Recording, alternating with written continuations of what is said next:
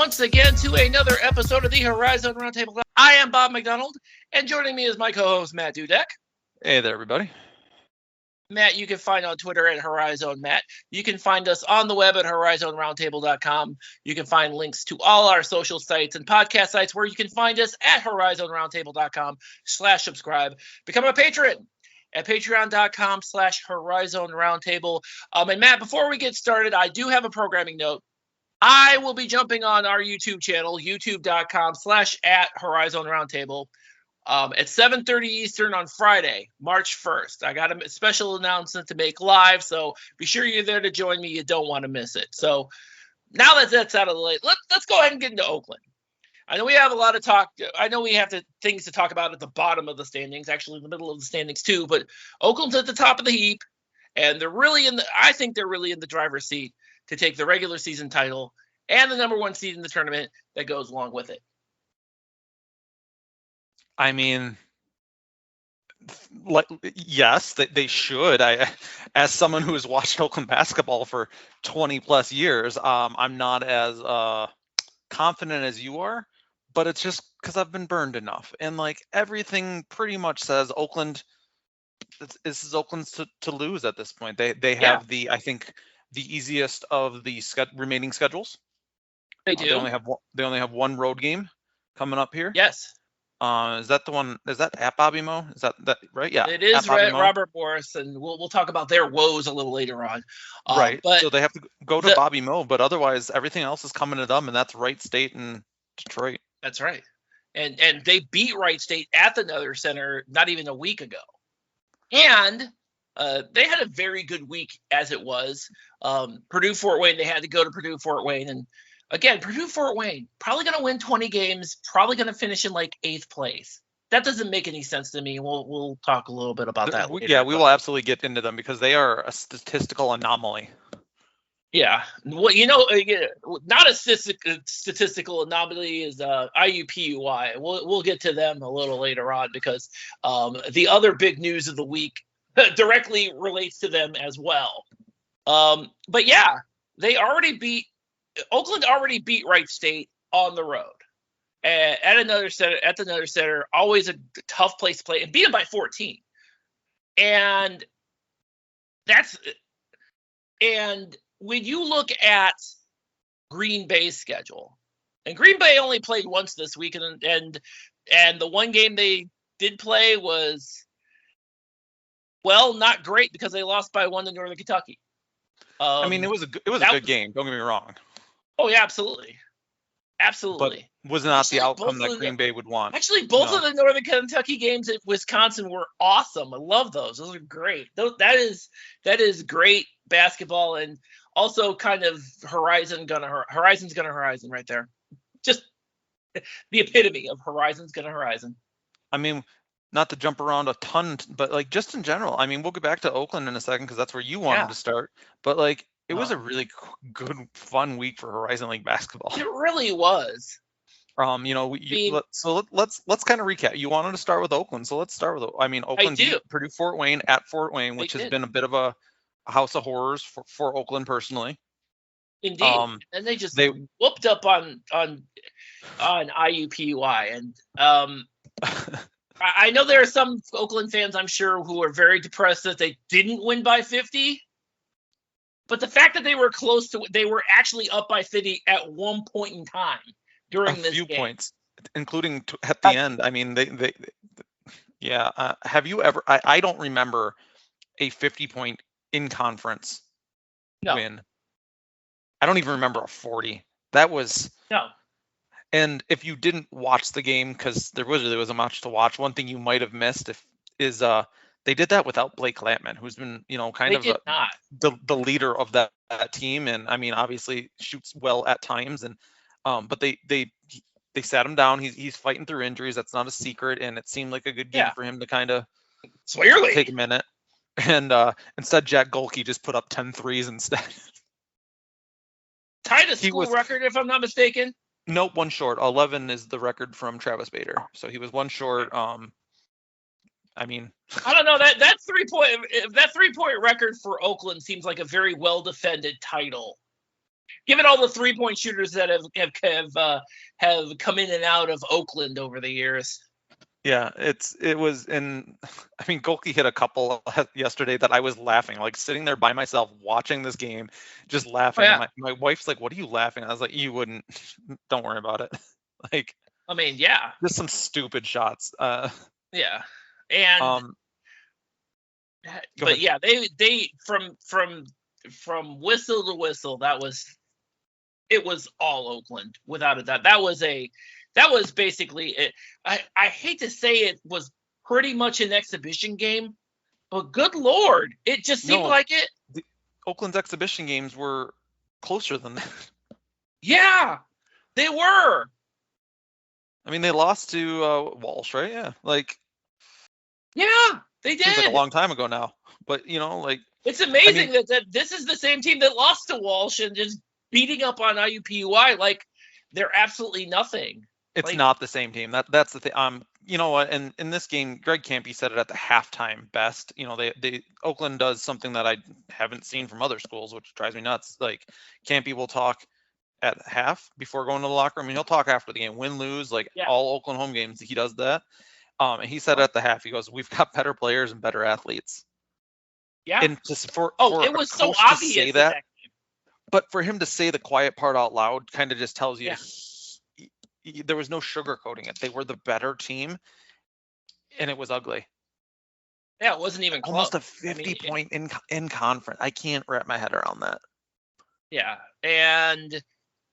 but as I am looking, by the way, like I said, we'll talk about whatever the hell's going on with IUPUI a little later on. But when you look at the schedule, the end of the schedule, we have Green Bay has 4 games left right now. Oakland has 3. Green Bay really has the hardest schedule between the two because they still have to play Fort Wayne, they still have to play Youngstown State, they have to go to Cleveland State, and they have to go to Milwaukee. And if you don't think Milwaukee is looking for some revenge from the first game, yeah, I'm gonna guess that they are.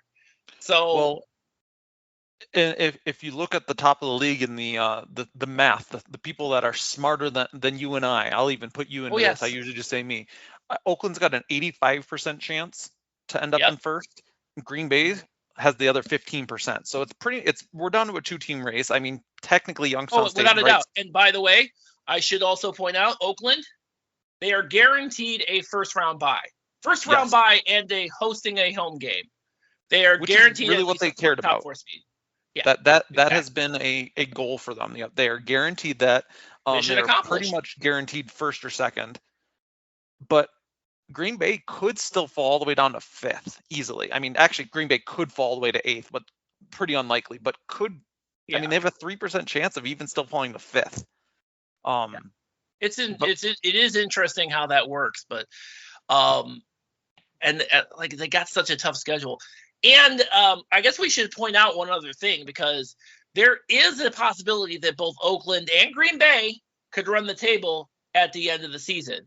And then it becomes a matter of who wins next week's game between Cleveland State and Northern Kentucky. It gets, well, and I mean, if Green Bay and Oakland are tied, then it comes down to, third place. We've done this podcast before where we tried to break down the. Oh yeah, we're terrible at it because we're gonna not do that. We're insane. I'm done at Youngstown State in third. If Youngstown State is in third in those in the head-to-heads with them, I'm done breaking that down. But right now, Oakland would have the tiebreaker over Green Bay with Youngstown State in third. That's all I know. Okay. Well, past that, I'm not smart enough. Yeah. Well, if you're an Oakland fan, you're a Northern Kentucky fan next week, and if Northern Kentucky doesn't win, you're a Cleveland State fan the week after, because Cleveland State still has to play Green Bay. And again, Cleveland State at the Wolstein Center, make sense that they are virtually indestructible. Milwaukee and Wright State notwithstanding, because they can never seem to figure those two teams out in the regular season. I don't know why, they just can't. Cleveland State's just wildly inconsistent. I don't know what to make of them anymore. Like, I watch some games, I'm like, wow, those are really good teams. And then you watch other games, you're like, what the hell are they doing? I don't know. And do you? I mean, I should be bald right now because I'm pulling my hair. I should be pulling my hair out, wondering what the hell Cleveland State is doing. No idea. You have Tristan Enaruna, who is like who is like scoring 20 plus points a game, nearly every single game in the conference schedule, every single time, and they're still only like 9-7 in the conference. I don't understand that at all. Is it a defensive breakdown? Is it the fact that the support they can't figure out who's going to be the number 2 on that one? I don't know. I don't get it, but it's weird as hell. And making it even weirder is they beat a Youngstown State team by 8 points that they got whooped on at Bigley. That game at Bigley wasn't even close. And Youngstown State had an opportunity to stay close with these guys and still be in the conversation. Now they need a whole mess load of stuff to have. I mean, they have a less than 1% chance of being the regular season chance now because they lost to Cleveland State. They actually have a higher chance of being the 7 seed in this tournament than winning and being in first. Yeah, which insane. I don't think either of those is happening, but still, like that just tells like. For Absolutely a game that they were, and it's not like Cleveland State took it wire to wire. Youngstown looked dominant. Oh, no, that was a back and forth. Most of this game. Yeah, they were. And then, as seems to be the case at the Wolstein Center all the time, they put it in another gear and run away. And, they handle their business. And, yeah, I don't really understand that myself. Now, Youngstown State also has the other problem of the fact that they got to go up to Wisconsin and play there. Tough trip. And that's not going to be easy either, especially when you consider that Green Bay already beat Youngstown State at Youngstown State. And that's something to watch. Again, getting into that weird tiebreaker thing, not going too far down the rabbit hole. That's definitely something to watch. If Green Bay can sweep Youngstown the way Oakland did, then that negates that tiebreaker, which would be huge exactly. for them. So. Which is why the Cleveland State Northern Kentucky game becomes so critical for both of these teams if they do in fact run the table. And Northern Kentucky had an opportunity to be in the conversation themselves, but once again, nobody's been able to crack the Wisconsin code. That's for sure. They had an opportunity to sweep that game. Probably an outstanding game, by the way.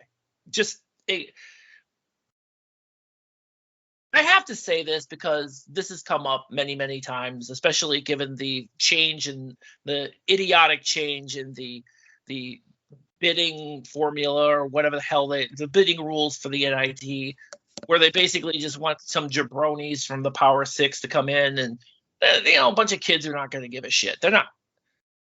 Instead of some mid-major teams that are going to provide some excitement because they're going to be like. The teams they're going to bring in are like consistent 20-game winning teams, and they're not going to be slouches, but they're going to get passed over for what? For a fan base that probably isn't going to be as engaged as you think they are. Yeah, they don't really care, and that's fine. But then that's why you give teams like Horizon League champion that doesn't make the tournament the opportunity. But... Oh no, well, it gets worse too because then you have the CBI who doesn't do dick shit either. Oh, we're going to stay at 16 teams. And nobody else steps up. So, I hate to say this, but Matt, I think we're on our own. We're going to have to cobble together all the mid-major fans and, come up with something on our own. Not this year, next year. Yeah. Yeah, you failed us, Vegas 16. That's what you did. Hope you're listening. That's all right. That's all right. But anyway. In the Horizon League currently, let's get back to that. Going back to the Horizon League. All right, so this is the time where we need to talk about IUPUI and how absolutely in deep, deep trouble Matt Crenshaw is right now. Hold on. As we start to talk about this, can we talk about my favorite angle from the IUPUI Detroit matchup on Valentine's Day? Oh, please, let's. One of the referees who has been in the Horizon League for a couple of years, but it came out that actually he had never refereed a Greg Campy game. That came up at the Greg Campy show. because they were talking about how weird it is that Campy hasn't gotten a technical this year, which is weird. And he said it's because he knows all the referees. So he'll say something that maybe 10 years ago would have gotten him a tech, and now they laugh at him and be like, "Yep, I've made a lot of bad calls," and they all just kind of move on. Like, it's weird. But there was a new referee for Greg Campy on Wednesday. Again, Valentine's Day. That's important. In the IUPUI Detroit, in the this was the Oakland Fort Wayne game. I'm sorry, I got myself all mixed up. I'm sorry, this is not I got myself mixed up on my Valentine's games. I apologize. That's okay, because this is a story that needs to be told, Matt. This is a story that needs to be told. It was a terrible transition because I got myself mixed up. But in the Oakland Purdue Fort Wayne game, we forgot to mention, again, Valentine's Day, was Diggy. What is Diggy's last name? I didn't have it pulled up here. It doesn't matter. He goes by Diggy Moreland, I think. Diggy Moreland. And referee Diggy Moreland's story is fun because he's been a reality TV star and been on The Bachelor and Bachelor in Paradise in previous stops in his life. That is and amazing. I think that's hysterical. So when John Nolan comes on to start the broadcast with a rose, and we have Diggy Moreland references and Bachelor and roses and all of this. I've never watched an episode of The Bachelor, but familiar enough.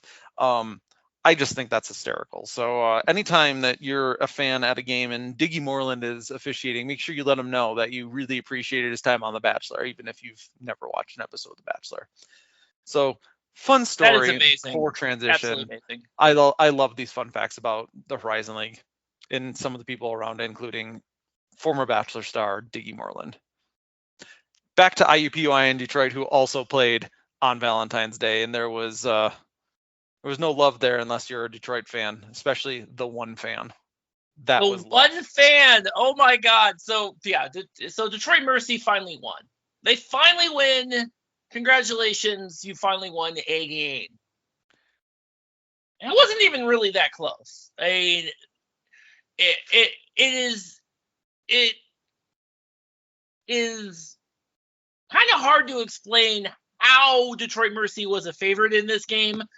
But as you watched that game, you saw why. Because they were the better team. We've talked about this a while. Detroit Mercy isn't.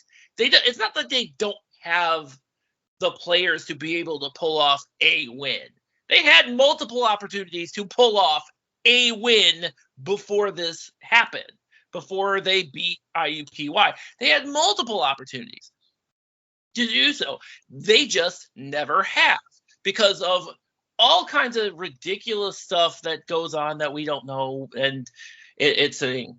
But when you look at IUPUI and the week that they had, and not just the week that they had, it's basically been going on for about a month now since they beat Purdue Fort Wayne, where we thought they actually might have, they might have gotten over the hump or something.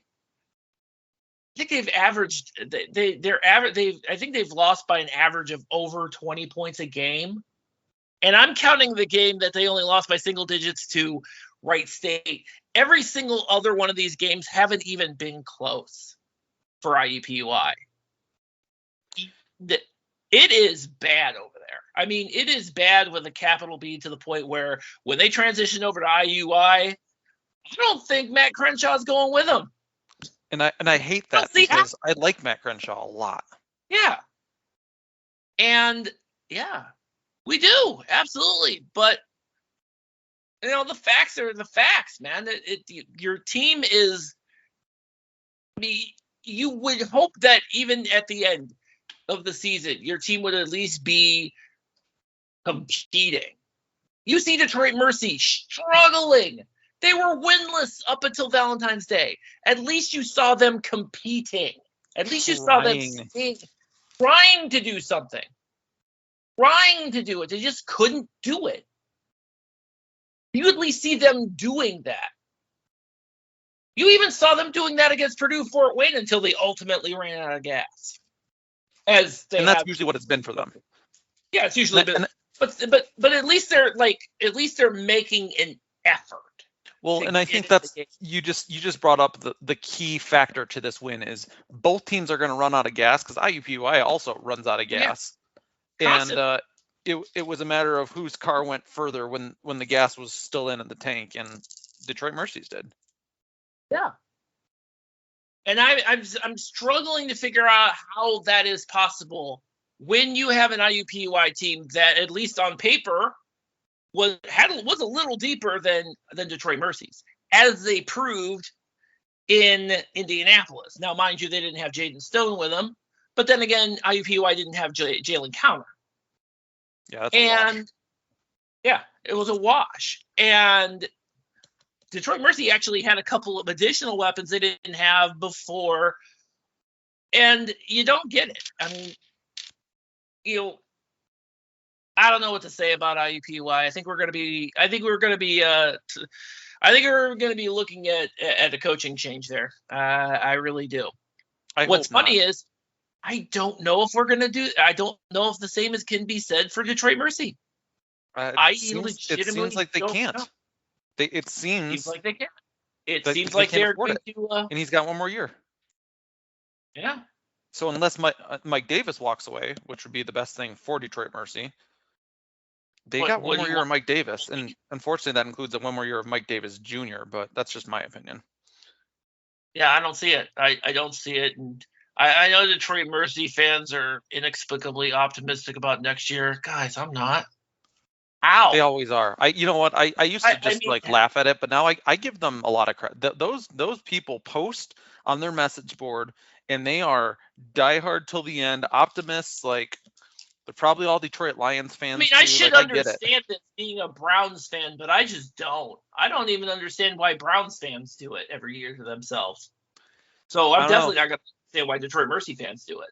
You know why Detroit Mercy fans do it? I have this answer. So you can be the one guy storming the court. Yeah. That's why. The one guy court storming, and Tony Paul tracked that guy down, I guess. He did. I saw that guy definitely looks like a guy who spent money on his tickets to be down the courtside. He earned every penny. He earned that court storm. He earned it. We talk about the one fan, but there was one other really, really big fan of Detroit Mercy on that day. Do you know who that is? No, please. Who would that be? The other biggest fan of that Detroit Mercy win that probably would have stormed the court if they were there that day was Greg Campy, who was openly rooting for Detroit Mercy to win because he did not want a winless Detroit Mercy coming into Oakland on senior night. Oh, no, that would have been very awkward. Now they can just beat him. Now they can just beat him up without any without being, having a guilty conscience about it. Greg Campy was a very big Detroit Mercy fan lately. I don't know if that'll continue now that they have a win or not, but actually, he said that he hopes they win out the rest of the season except for the Oakland game because them beating other teams helps Oakland at this point. While that is true, I don't see it. I just kind of don't, because they got to play Wright State. Although Wright State did make it kind of interesting on them last time, because Wright State couldn't figure out if they wanted to pound them or keep it close. That seemed kind of awkward to me. Well, Detroit Mercy, fresh off their first win of the season, promptly lost again to Fort Wayne. So they did, yeah. And I don't see, Wright State notwithstanding, I don't necessarily see, because Detroit Mercy only has 3 games left. They have the Wright State game. And if I'm Scott Nagy, I'm making whatever adjustments I need to make sure that 18-point win, the 18-point lead they had doesn't evaporate this time. That would be nice. Kind of do what Wright State constantly does to Robert Morris, which I don't get. But Detroit Mercy also has Youngstown State, who at Youngstown, and remember, Youngstown State whooped on them by 40 at Callahan. And do you really want to play Youngstown State at this point? They're mad. They're going to beat up on you. And then, of course, they got So, as I have said, that IUPUI game was the best chance that they had. I will say one thing that I did also appreciate throughout the week during the Detroit Mercy broadcast, is that they did a lot of tributes to Earl Cureton. A lot of them. I thought it was great. I thought those were very very, it's just they got anybody you could think of that has been or has ever been associated with Detroit Mercy or even the city of Detroit. I mean, they had all kinds of folks on there just paying tribute to him. It was very nice to see. The EC buttons were a nice touch. Again, not to keep bringing it back to him, Greg Campy rocking the EC button during the IUPUI game because he wasn't out there, but big Earl Cureton person, so that was cool to see. Like the EC button, lots of tributes. Man, still sucks. I know, still weird. Man, yeah. It's because you think about that and you're like, because you got Jeremy Otto on there and you're thinking at some point in time you're going to hear another voice at some point and you just don't. And it's just like, man, it hits that much harder. You think you're going to hear another voice. You hope to hear another voice, and it never comes now. I know. That's sad. Yeah. So anyway, now that I'm all depressed and stuff. Well, let's change that up. So you mentioned a team that we haven't talked about a lot. And here's the thing that's weird. Wright State has had a really weird season. And there's been so many times we've been like, what the hell is going on at the Nunder Center? But you know what? At the end of the day, that team is probably going to end up in 4th place with a bye. See, this is the embodiment of Horizon's gonna Horizon, where you have a Purdue-Fort Wayne team who is probably going to win 20 games and finish like near the bottom of the standings, whereas you have a Wright State team who has struggled to stay above 500, who's probably going to finish in the top 4. Yeah, it's just a weird dynamic it's there. Great, I think it's, and this is, I gotta say though, I gotta say it's weird in the fact that in the preseason we had a conversation about this, although you were kind of not on this bandwagon as much as others. When Tanner Holden came back, we thought that a lot of folks thought this was going to be a juggernaut of a team. They were going to be almost invincible, and this season has pretty much bore out where, there have been instances they've been kind of unbeatable, but there have also been instances where I don't know where their heads are at, and it's been like that the whole entire season. And this is why I didn't have them picked finished first. Of course, I had Northern Kentucky, and things haven't bore out that way either. Well, we'll sit here and you can say it about any team, like, oh yeah, they can be dangerous. They have this player. I don't want to see Wright State in the tournament. No, I don't know if you want to see, and I've alluded to this multiple times where that 1 through 9. I'm even going to put Robert Morris into this. 1 through 9 has the ability to beat each other, and they have proven that time and time again. That is how that a team like that, the teams at the top have been able to withstand that. Is the reason why they're at the top of the standings. And I don't expect that that's going to change anytime soon. Definitely not going to change near the end of the season. That's for sure. But I will say this. I don't know why, but Robert Morris does not match up with Wright State very well at all. At all. It's not even close. I don't get it. I'm not sure who Robert Morris really matches up well with. Like that, they're just not a well-constructed team to be like, this is what they do well, and they would be this person's kryptonite. But they've had some games where, Wainwright is hot and Justice Williams is playing his game, and like they can put it together. Yeah. But at no point have I been like, this team could dominate this team based on this. Yeah. I mean, the games that they have won are games that we didn't expect them to win, but they didn't win anyway. Like, did you expect them to beat Milwaukee? No. Did you expect them to beat Purdue-Fort Wayne at the time that they beat Purdue-Fort Wayne? No, not at all. Did you expect Detroit Mercy to take them to double overtime? No, not either, but still. I mean, there's a reason that team is 4 games under 500. Yeah, and just like I am getting very concerned with Andy Toole's future as well. Clearly, after what is this, the 4th season we've been doing this? That Robert Morris has been here, 4th season. Mm-hmm. It's not going very well. It's this is probably a team that just runs through the NEC with no problem, but it hasn't translated in as far as the Horizon League is concerned. I wasn't concerned for Andy Toole because I don't know that Robert Morris could do any better, and he's a very good coach. I just think he hasn't been able to put together at the Horizon League level. But one thing that's kind of changed my opinion on that was Robert Morris firing their women's coach mid-season. Yeah. I was like, oh, maybe we are interested in making changes. Yeah, and I thought about that too. Because obviously the Biscalia, whose family has been coaching the Robert Morris women's team for like a million years. Well, that's the other thing. Like that's history there too. That they were willing to part ways with, not even at the end of a season, like mid-season. Screw it. Not even mid-season. There were like 5 games left in the season. That's the crazy part. Like, he's stepping down. He's out of there. The only thing I can think of though is, does this athletic director want to run 2 searches at the same time? I guess that's my only question about that. Do they want to run 2 searches for 2 coaches of their 2 crown jewel sports at the same time?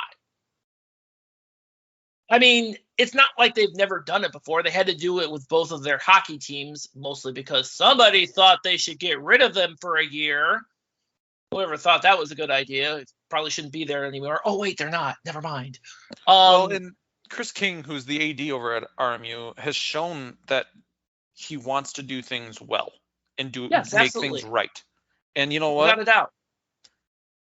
I have no reason to doubt that he would.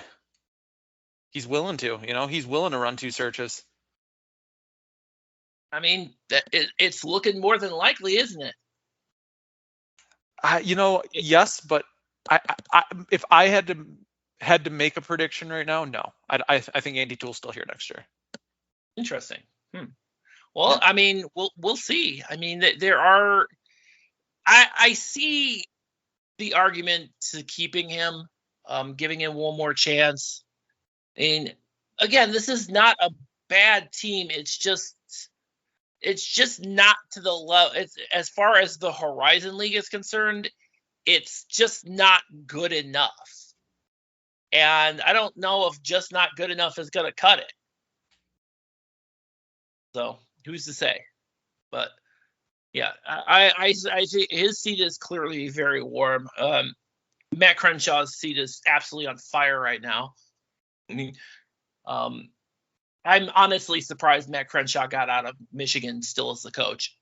Seriously, the way this week went for them. Ugh. Yeah, that's gonna be was not a good week for IUPUI. That's for sure. I mean, absolutely. No. Okay, we led off this episode saying we're going to talk about Oakland because it was a good week for Oakland. Okay, we've done that. Who else would you say was a good week for? Let's say Milwaukee. Yeah. Milwaukee had a pretty good week. I mean, they're in the middle of the standings, but they had a pretty good week.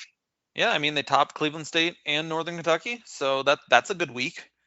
They had an outstanding week because and both of those were really close. Again, we talk about those exciting games. We had 2 of them from Milwaukee this time. And the win at Cleveland State at the Wolfstein Center was even more impressive when you consider the fact that BJ Freeman was not playing during that game. He didn't play. He was out with an illness. In fact, during the Northern Kentucky game, he had to come off. He came off the bench because he didn't practice. He didn't practice the day before. It's nice when he came. So he was still feeling points and 11 rebounds off your bench. Yeah. Hey, great. Yeah, great contribution when you get it. I feel bad for BJ Freeman because I think all this time he's been missing from the conference schedule. I think that does affect where he'll be placed in the postseason kind of awards and whatnot. Not his fault, but you can't really do anything about that. And plus, you have a handful of players that have been having just as good a seasons as him and have been playing the whole time. So he kind of suffers from that, unfortunately, I think. I think that's next week's episode, Bob. Mark this down. Next week, we're going to recap things and talk about things like we always do, but we're going to use our players of the year as the catalyst for all the conversation. You have to bring up whoever. Indeed, we will. Yeah. Because it's time to start campaigning for some people. It is indeed. It certainly is. I will say this. So we have so again, we still kind of have a log jam like right in the middle of this. It seems like we always do, and we do again, once again. Thanks to Northern Kentucky, he's the last second shot. Angelo Stewart, if I didn't mention, I thought of anybody on that Milwaukee bench who was going to hit the winning shot, I probably would not have thought of Angelo Stewart. I'm not sure I could have told you Angelo Stewart was on that roster by name. I've seen him. He plays. I've seen him play some minutes. But yeah, he hit the winning shot with 1.4 seconds left. I guess they drew it up because they were down by 2. And Bart Lundy drew it up that Faison Fields was going to drive to the basket, but he got swallowed up. So he had to find an outlet like really quick. And there Angelo Stewart was sitting behind the 3-point line. Risky move that paid off. And now Cleveland State, Milwaukee, and Northern Kentucky are all 9-7. So fun. Again, Milwaukee, one of those teams where you kind of expected them to be a lot better, a lot higher up in the standings that they are. They're kind of in the same boat as Wright State at this point, except Wright State obviously is top 4 right now. Although, as we point out, Wright State is still within a game of these guys. So if Wright State messes up somewhere, one of these 3 teams below them can step up and slide into that 4 spot. So yeah. So you guys better be careful. And one team probably will do that. And one team is probably going to run the risk of being competing with Purdue Fort Wayne for that 7 and 8 spot, which is probably going to be the loser of the Cleveland State Northern Kentucky game. I had Milwaukee second this year. I just want that to be known. Like I'm willing to eat that. Like I had them second, Wright State 3. So I guess Wright State 3, Wright State 4, not too far off. But like, yeah, Milwaukee's just been a weird team for I mean, really a couple seasons. But like the Bart Lundy magic's there, but at the same time, it just never seems solid. It seems very volatile at all times. Well, I think one of the other problems that they have is the fact they keep losing guys. And they were taught, I mean, that's pretty much the way it is. I mean, that's Trey Mercy. When you lose that many guys in the middle, you're going to have some problems, and that's what they keep doing. Yeah, they keep losing guys, which is a problem. You lose guys to either injury or they're departed from the team. So they lost like at least 4 or 5 guys that way.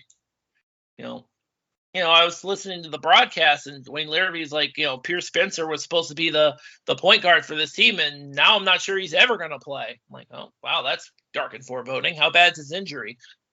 Ugh. That seems bad. Is that bad? It sounds bad. Yeah, it sounds really bad. I got to say this, though. Man, I don't know every time I turn around, and I think I said this about Faison Fields a couple weeks ago, where he always seems to end up on the ground writhing in pain. Trey Robinson does the exact same thing. There was at least 2 or 3 occasions in the last 2 weeks where he was on the ground and I thought he wasn't coming back for the rest of the game. And then somehow 10 minutes later, there he is, pops back up. They're like soccer players.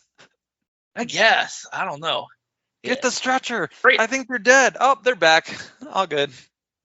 I mean, really, it looked like, and that's Trey Robinson in a nutshell, man. And that is absolutely a guy that Northern Kentucky can ill afford to lose. Northern Kentucky's other problem against Milwaukee is big men kept fouling a lot. Like, why are you doing that? I don't know. Well, you mentioned Northern Kentucky here and their big men, and I want to look ahead to this next upcoming week because Northern Kentucky Yes. is hosting Cleveland State, and the Atijere Enaruna matchup is something that Oh I yeah. can't wait to watch. I just That enjoy was the way those that two was players good. play. That was good in Cleveland. It's going to be just as good here. I feel like it's Maybe going to be even even better. better because I feel that Atijere has become a even bigger part of Northern Kentucky and stepped up into that kind of secondary role to work with Vincent Yeah. out even more. And it's I look for that. Those are two of my favorite bigs in the conference, kind of going at it. Well, yeah, absolutely. That's going to be great. Yeah, I think that is going to come down to, and I think again that's going to come down who who else is going to step on each of those teams. And I keep saying it again. Trey Robinson is an intricate piece of that Northern Kentucky lineup. Cleveland State needs to figure out who's that person for them. Is it Tay Williams?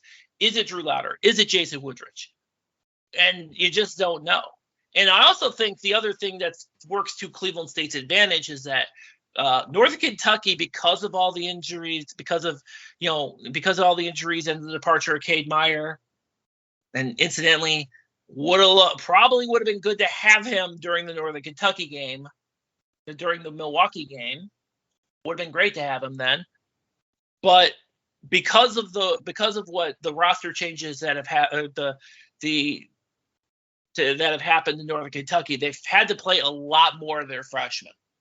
And that's that's a level of inexperience that Cleveland State does not possess. They'll probably possess it next year because they signed a bunch of freshmen. But I think that is going to definitely come into play here as well for Cleveland State. The consistency is going to be a big question mark, as it has been the entire season for both teams, but specifically Cleveland State on the road. Well, I'll use your transition where you talked about, next year Cleveland State has a bunch of freshmen.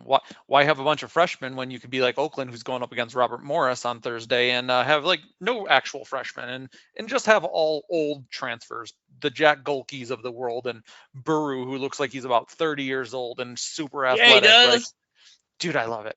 Like, that is just a team that is built the exact opposite of having, actual freshmen and all that. And that's interesting.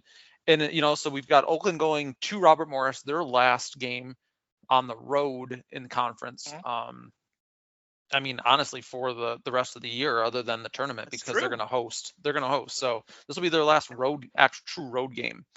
I would expect Oakland to do what they do and beat Robert Morris. It'll be interesting to see if they get some of their injured players back. Will Blake Lampman be available? Will Tone Hunter be available, who is just starting to become a valuable part of the Oakland rotation? And then now he's got a knee injury. So that'll be just something kind of interesting to watch. Does Oakland let off the gas a little? I hope not. Like, I don't see it. I don't see them letting off the gas. They still have first place is still up for grabs. And I don't think while having that first round by hosting the second round at home, that's a great thing to have. That's an accomplishment, but I think they want more out there. I think they want. So I don't think you're going to let the foot off the gas at all. Especially Robert Morris is. Oh, go ahead, finish it. Especially when you consider that Green Bay is still in the hunt. And Robert Morris is just trying to fight to not be ninth. They're fighting really hard to probably get up into that 8th spot. That's about the highest that they're going to likely climb. So they're still scrapping and scraping to try to get up there. It's going to be tough for them, given looking what they have, looking who they're coming against. Specifically this coming week, it's going to be a tough road to hoe for them. Oakland being one of them, and Cleveland State, which for whatever reason, Cleveland State, in spite of being a really crappy road team, does pretty well at Robert Morris. Just bullies them. They bullied them last year. So it could be the same thing here. Absolutely. And then of course, we got that Wright State Detroit Mercy game.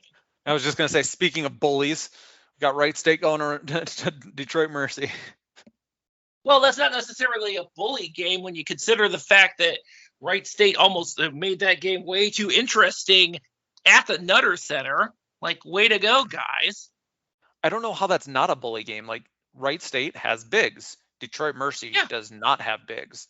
So if Wright State plays bigs against Detroit Mercy, who has no bigs, that seems to me like a recipe for a win. Oh yeah, and then you still have Trey Calvin and Tanner Holden, who have kind of negated each other in a way. Like, I mean, we're not surprised by that, but they both just kind of are which of course means that Alex Hubris is going to score like 25. He'll be the guy who just does that. And by the way, you don't need bigs. You need a big. That's it. Because if you looked at the Detroit Mercy Purdue-Fort Wayne game, Purdue-Fort Wayne had a big, big, Eric Mulder. I like that big. And he ate. He ate against Oakland too. We didn't mention that. He ate. He ate, and he got the caddy in foul trouble. Although how hard is that to do? And yeah, he was dominant in that game. Yeah. So you just need a big. So that's Wright State, and that's what Wright State should have did at the Nutter Center, but they didn't do. So hopefully they figured that one out. Purdue-Fort Wayne plays Green Bay on Friday. This is I would like to say Friday is Wisconsin Day in the Horizon League. It is, because we got Purdue-Fort Wayne at Green Bay. We got Youngstown State at Milwaukee. Those both look like trap games, big time. One for Green Bay, one for Youngstown State. At this point in the season, there are no trap games. You got to go and win your games if you want to, those spots. And I think that Green Bay is going to be ready. They've had some time off after that loss, and I think they know what they got to do. And I here's a hint: Sonny Wicks, he's going to motivate. He's going to have them ready. Oh, and let's remember that these last games for Green Bay, these last home games are at Crest instead of Resch. So it's going to be a much more intimate environment. Why is that? Do we know? Why did they move them? I think there's scheduling with Resch, I think was the thing. So I think if I'm Sonny Wicks, I'm pissed about that. I am. Are you though? Yeah. I mean, the way I think about that is the same way I thought about when the first round, the round of the tournament last season that Milwaukee hosted against Wright State. They played it instead of at UWM Arena. They played it at Closhie. And look what happened at Closhie. That place was packed. That place was rowdy. That place was probably as much of a factor as when Milwaukee dominated that game. And I think, given the way things have gone for Green Bay this season, I think that is a perfect environment for them to kind of harness that rekindled enthusiasm in the team again. So I think that's going to come to an advantage, not just for this game against Purdue-Fort Wayne, but definitely against Youngstown State, because that's going to be a critical game for both teams. Critical. I hear you, and I think you make good points, especially about the environment that can be created in a smaller gym. But for me, if I'm the head coach, I'm angry that I can't even get into my home gym during the conference season. It's not like, the playoff game, you don't know if you're going to host or not. You're not, an event's coming in or something cool. But this is during your regular season. You're coming down the stretch trying to take your team from last to potentially first, and you can't even get your own home gym. That makes me angry. That's all. I mean, it is what it is. I mean, yeah, that kind of one of the downsides of not owning and not having ownership of your arena, because I don't think Resch is I'm pretty sure Resch is not owned by Green Bay. I don't think it's owned by the university. I think it's owned by somebody else. So all right, well, I don't know those details, so I'll believe you. Yeah. So no, I think there was a story about, because they have a lease on the Resch Center.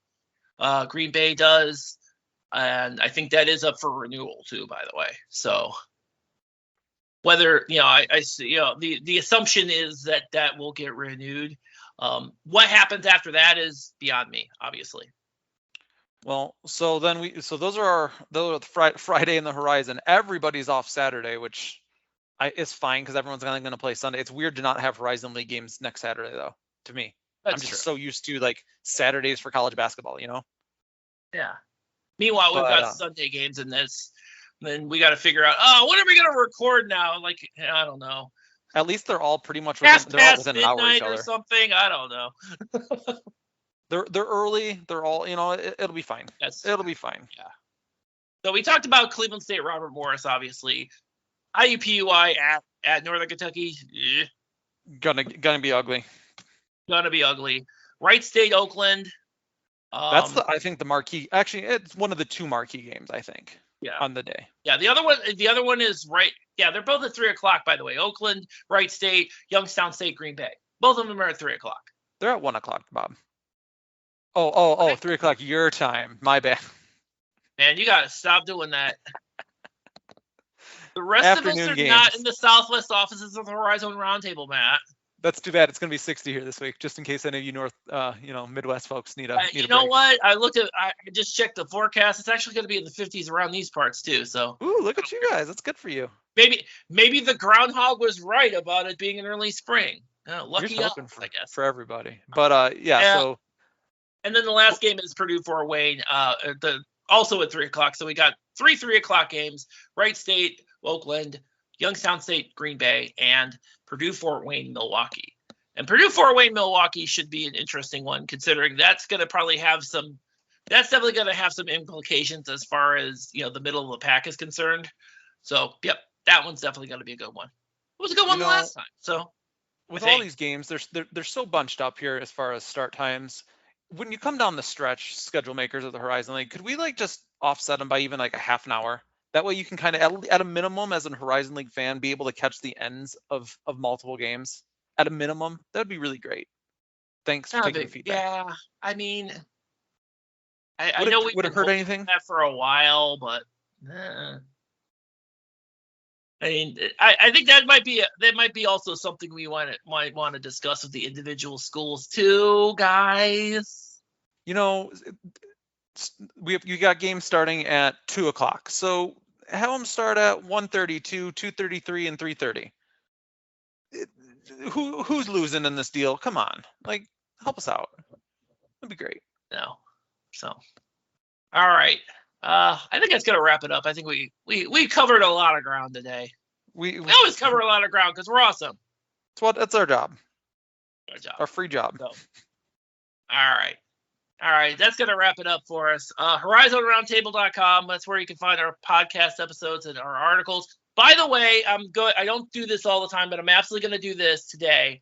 Kyle Rossi wrote a feature on Cleveland State's Michaela Purdue. Go read that thing. Go read it. Worth your time. Do it. All the articles are great. This one is the best. And I'm not exaggerating, which is funny because it tops the previous best, which was also written by Kyle Rossi. But HorizonRoundtable.com. That's where you can find your articles. You can pull us up where podcasts are found, and you can pull us up on your Amazon or Google devices. So tune in next week, which will probably be sometime in the evening because all the games don't end for a while. But until then, thank you all for listening.